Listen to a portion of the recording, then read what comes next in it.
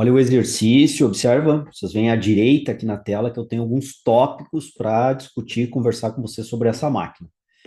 Uma máquina bem interessante, algumas observações a fazer. Vamos lá a essas observações, acompanha aí. Gurizada, músculos atuantes. O trabalho aqui é de extensão do quadril, né? O trabalho dinâmico aqui no quadril, onde o quadril estende e flexiona, faz um movimento de extensão e flexão, né? Então, nós vamos ver aqui agora, vamos mostrar para vocês. Um movimento ascendente, concêntrico, e um movimento descendente excêntrico, já comentando sobre esse aspecto aqui, ok? Então, ascendente concêntrico, vencendo a ação da resistência, descendente excêntrico, fazendo um freio da resistência gerada, observem bem, pelos pesos colocados aqui, junto com algum peso também da própria barra, certo? E com algumas anilhas colocadas aqui na extremidade dessa barra. Como é um trabalho de quadril, observem bem que basicamente deveria ser de quadril, tem algum trabalho de lombar aqui que não seria tão interessante, embora possa ocorrer. Nós temos aqui um trabalho para a fase ascendente, quando vence a resistência, um trabalho dos extensores do quadril, de forma dinâmica, esse trabalho dos extensores do quadril, de forma dinâmica, na fase concêntrica, fase ascendente do movimento. Quem são os extensores do quadril aqui? Basicamente o glúteo máximo e o grupo isquiotibial, certo? Trabalhando dinamicamente aqui nesse trabalho. Mas tem um trabalho estático também que nós temos que observar, tanto dos lombares quanto dos abdominais. Que trabalho estático é esse que eu me refiro? Como nós temos a pelve aqui em movimento, como base que deveria estar bem estabilizada para que o fêmur rodasse em extensão e flexão sobre ela, só que a cabeça do fêmur no acetábulo do quadril fizesse um movimento de flexão e flexão excêntrica e extensão concêntrica do quadril, nesse ponto aqui. Então, para isso, a pelve, o interessante é que a pelve esteja bem estabilizada. Para que a pelve esteja bem estabilizada nesse exercício, é importante, fundamental, eu diria, importante, fundamental, que estabilizasse bem a pelve. Para ela estar bem estabilizada, depende de um trabalho isométrico dos lombares e de um trabalho isométrico do reto abdominal. Então, nós temos anteversores pélvicos aqui, retroversores pélvicos aqui agindo isometricamente. Dessa forma, a pelve não anteverterá e nem terá a anteversão e nem retroverterá. Não terá uma anteversão e nem uma retroversão. Ou, em outras palavras, não haverá uma tilt anterior nem uma tilt posterior. Então, para isso, gurizada, que nesse exercício é fundamental que os lombares estejam ativados em isometria, assim como os abdominais, no mesmo grau de tensão, levando a pelve a estar e permanecer completamente estável. Se nós observarmos bem aqui na execução do exercício, nós não temos isso em todas as repetições. Nós percebemos que há uma movimentação da lombar aqui da executante em movimento pélvico, gerando uma certa anteversão da pelve, voltando para a posição natural, e gerando até uma certa retroversão da pelve. Ela migra entre anteversão e retroversão. Pequenas, em ADMs pequenas, as anteversões e retroversões, mas percebo que com isso a coluna vertebral lombar, observem essa região aqui, ó. A coluna vertebral lombar, ela se mantém alterando entre uma posição até de uma certa cifose lombar para uma hiperlordose lombar leve. Como assim cifose lombar, João? Quando inverte a curvatura da lordose lombar, que é natural. Percebo que no final da fase excêntrica, aqui, agora, ocorreu isso. De novo, aqui, agora, não se tem mais a curvatura de lordose lombar. Houve até um contrário, uma pequena cifose lombar. Vejam bem aqui, lateralmente, é possível ver isso. Então, nesse exercício, considerando essa situação descrita aqui, levando em consideração a fase excêntrica e concêntrica, eu colocaria a praticante um pouco mais deslocada para frente, ainda segurando com os membros superiores nas manoplas para estabilizar bem o tronco, e o tronco está bem estabilizado, mas um pouco mais para frente. Por quê? Para que a parte inicial superior da pelve esteja nessa base do banco aqui, esteja apoiada no banco. Vejo que o que está apoiado no banco é o abdominal, apoiando um pouquinho da pelve, essa base anterior, e contraindo a musculatura, tanto lombar quanto abdominal, eu teria uma pelve mais estabilizada, o que melhoraria a execução do trabalho de extensão e flexão do quadril, porque a pelve é a peça óssea estável, enquanto que o fêmur é a peça óssea móvel, que usa a peça óssea estável para se movimentar. E pode ser potencialmente perigoso para indivíduos que já tenham alguma fragilização de lombar. O indivíduo já apresenta lombalgia, o indivíduo apresenta uma discopatia, o indivíduo apresenta uma hérnia discal, uma espondilolistese, um osteófito marginal, uma diminuição do forame de nervos raquidianos nessa região lombar, é preocupante ficar movimentando a coluna durante essa execução do exercício. Não é que vá lesionar ou piorar o quadro, mas há uma possibilidade maior. Então eu evito. E evito nessas condições que eu descrevi até agora. Isso é cinesiologia e anatomia.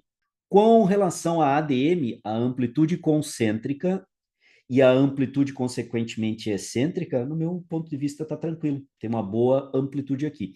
Agora, com relação ao torque e braço de momento, nós temos que fazer algumas observações aqui, correto? Então, para isso, eu vou parar a imagem nesse ponto aqui, ó, para que nós tenhamos algumas situações descritas aqui, eu possa descrevê-las para vocês. Por exemplo, a resistência está aqui nas anilhas, não é isso? Então, eu vou projetar agora aqui o vetor da resistência nas anilhas.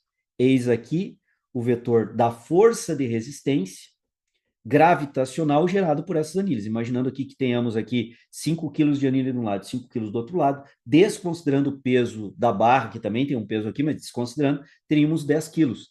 10 quilos de massa multiplicado pela aceleração gravitacional de 9,81 metros por segundo ao quadrado e arredondando isso para 10, nós teríamos aqui 100 newtons de força para baixo, ok? Esse é um ponto.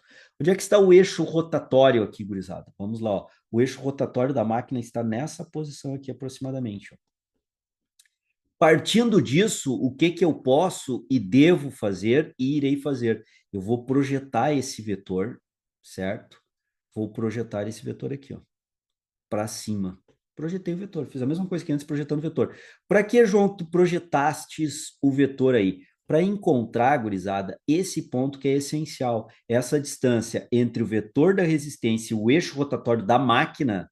Isso aqui, ó, é o braço de momento que a máquina gera como resistência ao movimento de extensão do quadril, que obviamente vai atuar sobre o glúteo máximo e o grupo isquiotibial. Aqui um detalhe importante que eu havia esquecido de comentar: o joelho está estendido. Com o joelho estendido, o grupo isquiotibial está mais alongado. Consequentemente, consegue participar bem da extensão do quadril, diferentemente se fizesse um frog, um sapinho nessa posição com o joelho flexionado. Então, nessa condição, pela relação comprimento-tensão e estando com o grupo isquiotibial mais alongado devido ao joelho estar estendido, há uma eficiência razoável a boa do grupo isquiotibial, assim como do glúteo máximo, para estender o quadril. Então, o esforço de extensão do quadril, ele está sendo aqui dividido entre glúteo máximo e o grupo isquiotibial. Ok? Tranquilo isso? Agora, voltando para a questão biomecânica, aqui nós temos o braço de momento.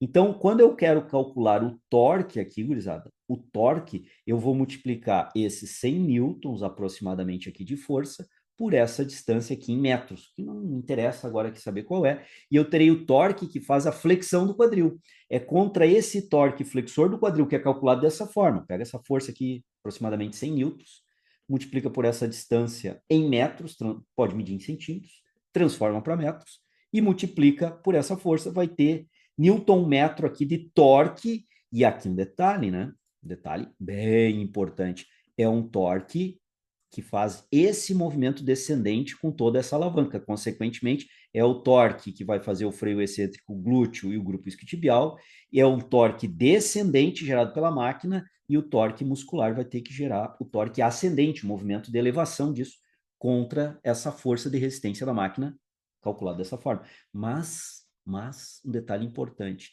isso é no final da fase concêntrica. Concêntrica faltou um acento aqui, vocês me perdoem, tá?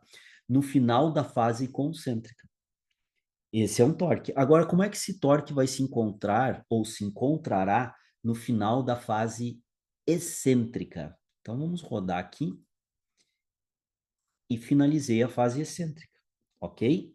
Vamos agora analisar as condicionantes para a fase excêntrica. O eixo rotatório do aparelho, como eles mudaram um pouquinho o ângulo da filmagem, ele não se encontra bem onde estava o azul, um pouquinho mais para o lado aqui, ó, o eixo rotatório da máquina. Aonde se encontra o vetor da resistência dos 100 newtons que nós calculamos ali a partir de uma massa de 10 quilos, arredondando a aceleração gravitacional de 9,81 para 10 metros por segundo ao quadrado, né? Está aqui, ó. Está o vetor, estou projetando o vetor aqui. Vou fazer uma projeção para cima agora, projetando aqui. Vocês percebem que nessa condição aqui, a resistência está exatamente em cima do eixo rotatório da máquina. Estou analisando a máquina aqui. Estou fazendo considerações com relação à máquina, o posicionamento do meu cliente com relação à máquina mais para frente, a plataforma de abordar o tronco para estabilizar, assim como as manoplas para membro superior, está tudo ok, está tudo certo, está tudo tranquilo, já comentei. Agora estou comentando que a máquina, no final da fase excêntrica, no final da fase excêntrica, o vetor de força da resistência da própria máquina passa sobre o seu próprio eixo. Isso aqui é uma força de 100 newtons multiplicado pela distância, que é zero. Um número multiplicado por zero é quanto? Zero. Isso é matemática elementar. Qualquer número multiplicado por zero é zero. Então, nesse ponto aqui, o torque da resistência contra o esforço, ou gerando resistência, né? Gerando esforço de glúteo máximo, e grupo isquiotibial, ele é zero. Então, o que, que eu estou colocando biomecanicamente da máquina aqui para que vocês observem? Ao longo da ADM, certo? Vou colocar agora aqui, bem detalhado. Ao longo da amplitude de movimento concêntrico e ao longo da amplitude excêntrica, nós temos aqui no final dessa fase excêntrica uma baixíssima resistência contra glúteo e o grupo isquiotibial, ou seja, pouca eficiência biomecânica da máquina. Então, nessa condição que eu estou descrevendo aqui, o que, que seria interessante ser executado? Que o indivíduo dessa posição aqui, que ele se encontra de membro inferior, ok? E nós temos aqui o posicionamento da articulação do quadril. Agora estou analisando a anatomia do indivíduo executante. E a partir disso, a executante aqui ela faz uma extensão do quadril aproximadamente até esse ponto aqui. Fazer esse movimento, estende o quadril concêntrico, volta a flexionar excêntrico, estende o quadril concêntrico, glúteo, grupo isquiotibial, ok? O que, que seria interessante? Fez a extensão do quadril até aqui para manter um torque interessante, se opondo à musculatura atuante, seria interessante fazer a DM de volta até aproximadamente esse ponto. Então, estender e trazer até esse ponto. Então, nessa condição que eu estou descrevendo, o indivíduo estenderia o quadril até aqui, voltaria a fazer a flexão até aqui.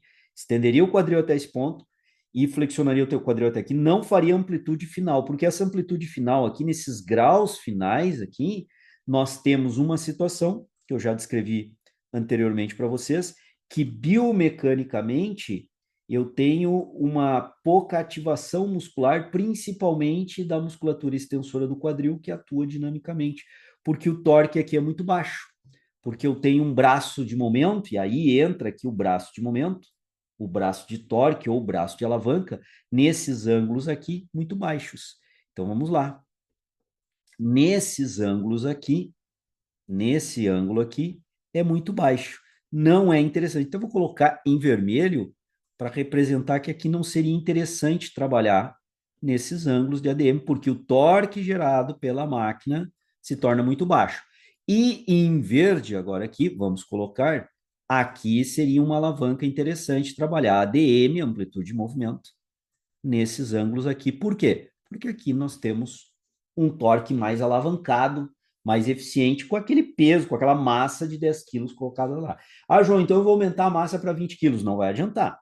Nessa amplitude aqui, o torque vai cair, porque depende, nessa amplitude aí, o que está influenciando não é a massa, é o braço de momento que está influenciando nessa amplitude aqui, próxima à fase excêntrica, essa amplitude aqui.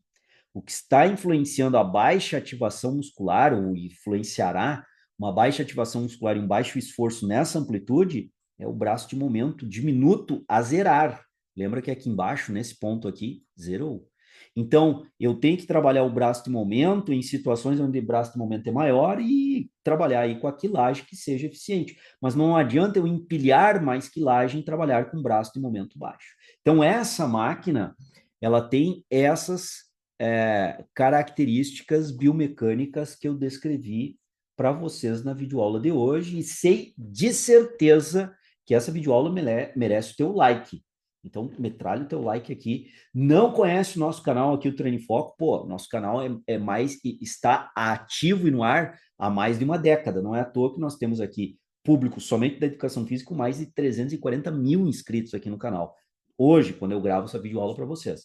Então, te inscreve aqui no canal, tem muito material para te ajudar. São 12 anos desse canal aberto, trazendo informações, videoaulas, não só de biomecânica como hoje, e não só analisando máquinas como hoje, mas fazendo várias outras abordagens, temas da educação física, da área do fitness, principalmente da educação física, eu tenho certeza absoluta que vão te ajudar. Faz um tour aqui dentro do canal, verifica as nossas videoaulas, vai para as nossas playlists, investe um tempo de estudo aqui que vai ser bem recompensado pelo conteúdo gratuito que nós temos aqui. Se tu gostou desse padrão de ativação, esse padrão de discussão, de análise, e queres evoluir, aprofundar ainda mais do que nós temos aqui no canal, eu tenho um convite para te fazer. Vem ser meu aluno. Como nós falamos, vem ser meu aluno, Treino em Foco Play. Nós temos uma plataforma de formação continuada e aperfeiçoamento de carreira, principalmente para personal trainers, mas indivíduos como um todo que atuam na área do fitness, onde nós temos diversos cursos, são mais de 170 cursos, versando sobre diferentes temas. No primeiro comentário fixado aqui vai ter o link para te conhecer, o Treino em Foco Play, e na descrição do vídeo também. Então, te convido, além de maratonar as nossas videoaulas aqui no canal, também vir ser meu aluno Treino em Foco Play. Tenho certeza que tu não vai te arrepender, tenho certeza absoluta que vai te ajudar muito, porque o material que nós temos lá é estilo essa videoaula, certo? É nesse padrão de videoaula, tu estás convidado a vir ser, então, o meu aluno Treino em Foco Play. Tá ok, gurizada? Valeu por hoje, tamo junto, até uma próxima. E aí, tá estudando aqui no YouTube, tá meio perdido nesse mar de informações que nós temos aqui, normal, né? Eu te convido a vir conhecer a plataforma Treino em Foco Play, onde nós temos um estudo aprofundado, direcionado, organizado, que vai favorecer teu estudo, porque nós fazemos uma curadoria. O que é isso? O que tem que ser estudado no começo, o que tem que ser estudado depois do começo, o que tem que ser estudado na sequência, ou seja, uma lógica pedagógica para te estudar. E olha só, gurizada, certificado, carga horária aprofundada, estudo aprofundado, didática já reconhecida do Treino em Foco, cursos com uma grande amplitude de conteúdo e temas fundamentais para o teu trabalho como personal trainer. Numa plataforma dinâmica que tu pode estudar em vários dispositivos, como celular, tablet, própria TV, e uma oferta especial na nossa assinatura Premium, onde tu tens acesso a absolutamente todo o nosso conteúdo com 25% de desconto. Quer conhecer mais? Então clica aqui na descrição desse vídeo ou no primeiro comentário fixado e vem ser meu aluno Treino em Foco Play, evoluir junto comigo.